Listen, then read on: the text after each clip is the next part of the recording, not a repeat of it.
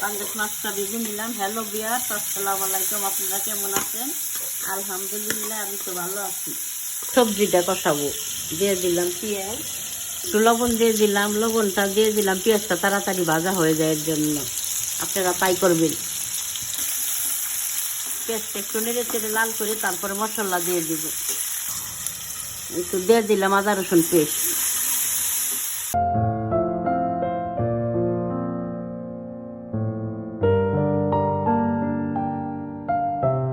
এখন কষিয়ে নিব। মশলা কষিয়ে উপরে তেল উঠলে তরকারিটা ভালো হয়। মাছটা দেখেন ভাজা হয়ে গেছে। একটু সবজিগুলি দিয়ে দিলাম।